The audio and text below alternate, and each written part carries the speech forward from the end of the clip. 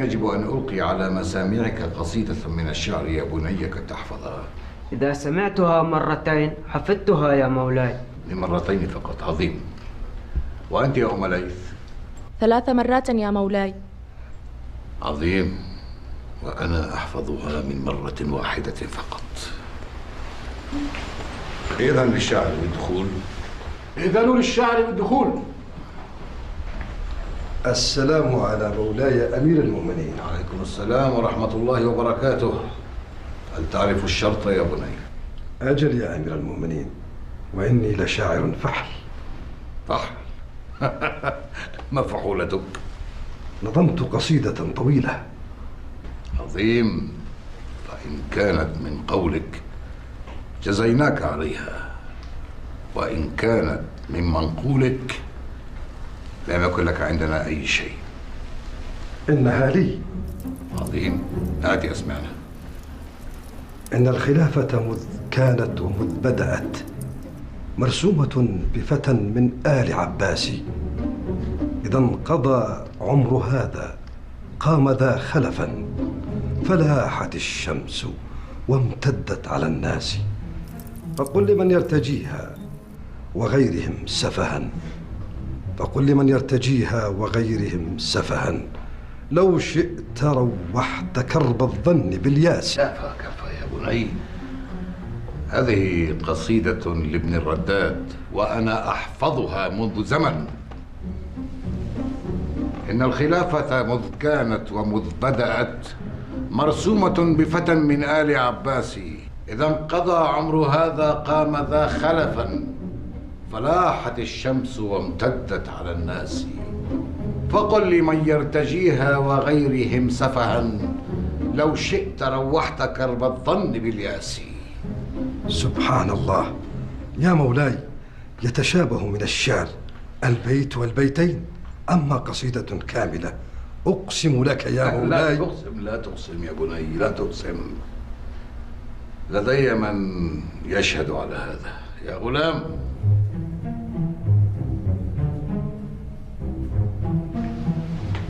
مولاي؟ هل سمعت يا بني بشاعر اسمه ابن الرداد؟ نعم يا مولاي، فقد مدحكم في قصيدة مطلعها: قل. إن الخلافة مذ كانت ومذ بدأت مرسومة بفتى من آل عباس. كفى يا بني. أقسم بالله إني أحلك. كلكم تقولون هذا معشر الشعراء. والله لولا أنني أحب الشعر لجلدتك 100 جلدة. أي إذا في حالك يا بني، إذا في حالك. أمر مولاي.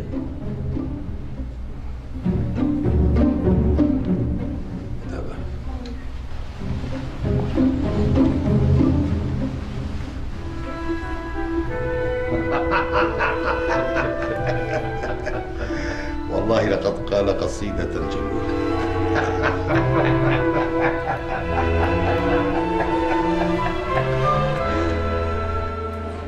ثم حضرت جارية ألقت قصيدتي كأنها تحفظها منذ دهر.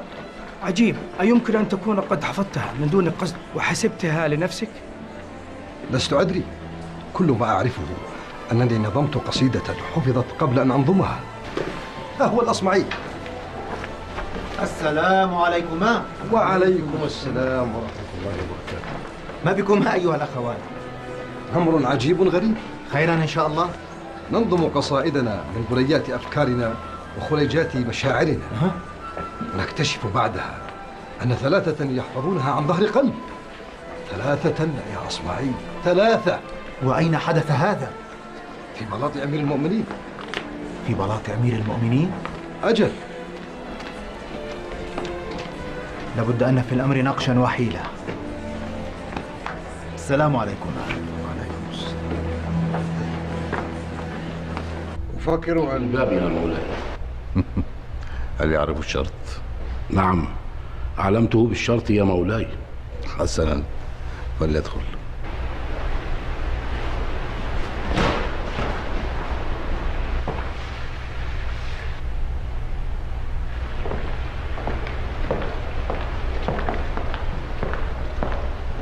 الشاعر الأصمعي يا أمير المؤمنين.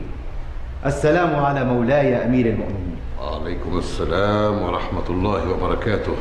أهلا بالأصمعي. هل تعرف الشرط؟ نعم يا أمير المؤمنين، تماما كما أعرف الجائزة. وزن ما كتبت عليه ذهبا. هذا إذا كانت لك. هات يا أصمعي، هات أسمعنا.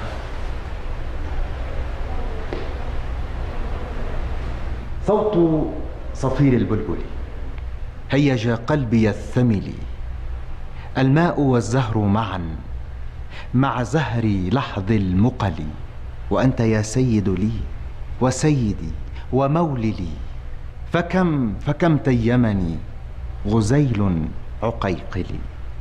قطفته من وجنة من لثم ورد الخجل، فقال لا لا لا لا، وقد غدا مهرولي. والخوذ مالت طربا من فعل هذا الرجل، فولولت وولولت ولي يا ويل لي. فقلت لا تولولي وبين اللؤلؤ لي. قالت له حين كذا انهض وجد بالنقل، وفتية سقونني قهوة كالعسل لي، شممتها بأنافي أزكى من القرنفل، شممتها بأنافي أزكى من القرنفل، في وسط بستان حلي بالزهر والسرور لي، والعود دنا لي، والطبل طبطب لي، طب لي، والسقف سقسق لي، والرقص قد طاب لي. شوى وشاهشي على ورق سفرجلي، وغرد القمري يصيح ملل في مللي. لو تراني راكبا على حمار أهزلي، يمشي على 3 كمشية العرنجل، والناس ترجم جملي في السوق بالقلقلل، والكل كعكع خلفي ومن حويللي، ولكن مشيت هاربا من خشية العقنقل، إلى لقاء ملك معظم مبجل، يأمر لي بخلعة حمراء كالدم دمدملي، أجر فيها ماشيا مبغددا للذيلل. أنا الأديب الألمعي من حي أرض الموصل، نظمت قطعا زخرفت يعجز عنها الأدب لي، أقول في مطلعها صوت صفير البلبل.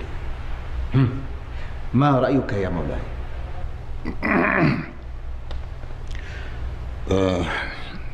رأيي في ماذا؟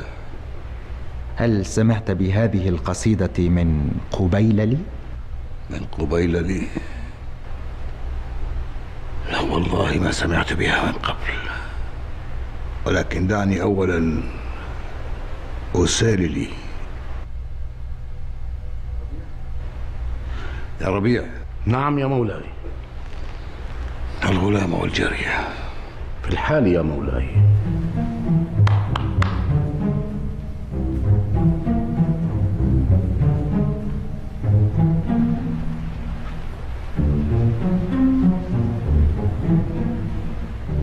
هل سمعتما بقصيدة مطلعها صوت صفير البلبل؟ صوت صفير البلبل هيج قلبي الثمل، ولي اصمت قبحك الله. وأنت؟ قطعا يا مولاي. ربع عن وجهي. هيا.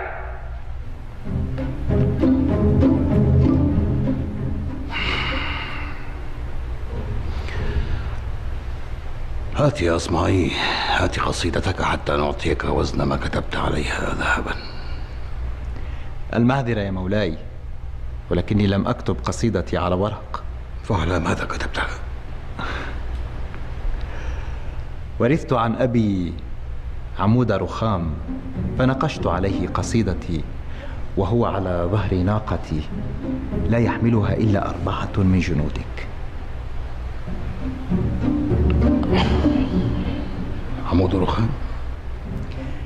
نعم، لا أذكر أنكم اشترطتم كتابة القصيدة على ورق. نعم. يا ربيع. نعم يا مولاي.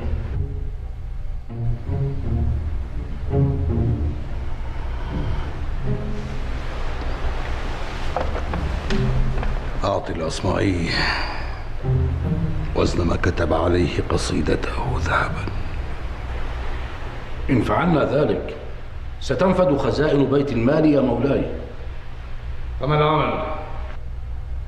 أترضى بأن يفرغ بيت المال من أموال المسلمين يا أصمعي؟ لا أرضى بذلك، ولكن بذاكرتك القوية يا مولاي قطعت أرزاق الشعراء.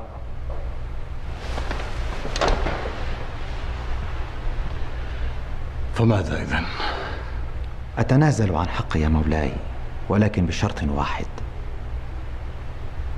أن تعطي الشعراء حقهم في قولهم ومنقولهم.